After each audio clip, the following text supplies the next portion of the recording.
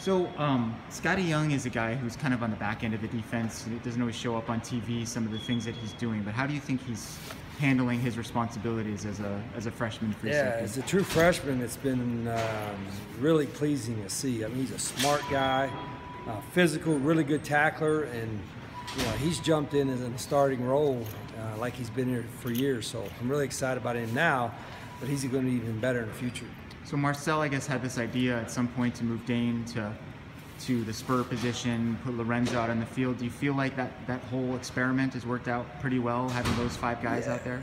Yeah, for the most part. I think Dane's a big guy, and he's got corner ability, so he can guard people in the slot, and he's also a good blitzer. And I think I think that's a comfortable position for him. We still got to let it loose at times, but I think that's a great spot for him. Is it too early to tell if the defense has turned a corner in its development? I think we have to some degree, but not to the point where I think we could be at. They're battling. We've been good in the red zone for the most part, but we still aren't getting enough 3 and outs and turnovers, which obviously are key to the game. We can't have them on offense. We got to create more on defense. But the 3 and outs are the thing that we're giving up too much on first down, and that's an issue that we got to get better at. How much were those third down plays, 30, 18, and 39, teachable moments for this defense? Oh God, it's ridiculous. The third and whatever 18s and third and really longs. We got to get a lot better on that as a chance to get off the field. If you get a team in a negative yardage situation, you got to be able to capitalize on that. So we were talking to Marcel about the fact that he's moved down to the field.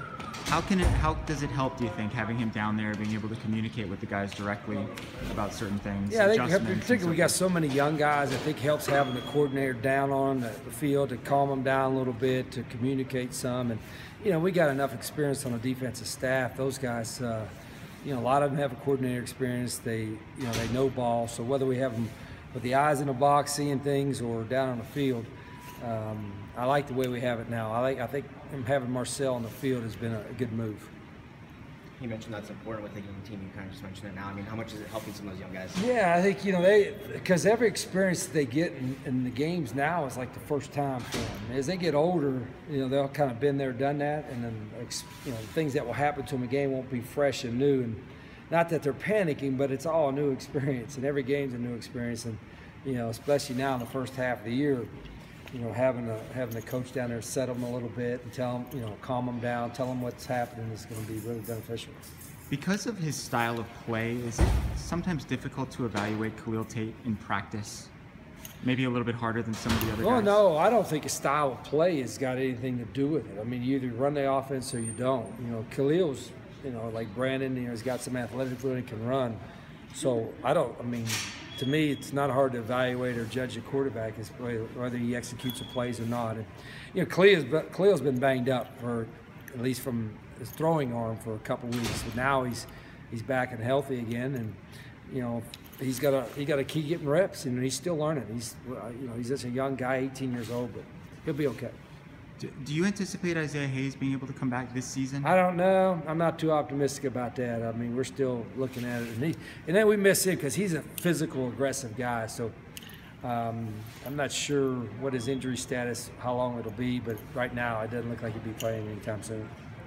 It seems like things are coming along pretty well as far as the facility goes. I know that nothing has been finalized in that regard, but what have you heard? I'm hopeful. I'm really hopeful. I know a lot of, everybody's been supportive on campus and know what we need facility-wise. I have a lot of ideas.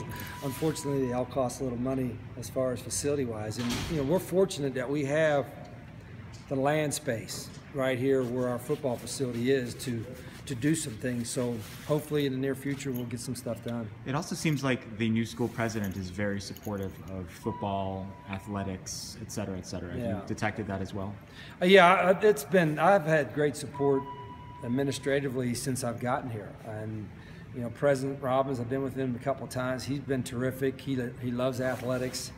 And he loves everything about the school already. You could tell he got great enthusiasm, and you could tell that he could help us in recruiting from talking to recruits. And he did it before when he was at Stanford and helped their coaches out, and we certainly plan on using him. What's the biggest benefit for you if you get that indoor facility to your football program? Well, you know, obviously from a functional standpoint and the development standpoint, obviously it's very critical, but also from a recruiting type of message that, hey, we're committed to football big time. You know, we were able to sell that when I first got here, that even though it wasn't built yet, it was getting built. And then we were able to sell it after it was built and said, hey, see, we told you we were committed to football. And so now it's been a few years now, an upgrade or a addition or something that we could add now will send that same message, and it'll really help in recruiting.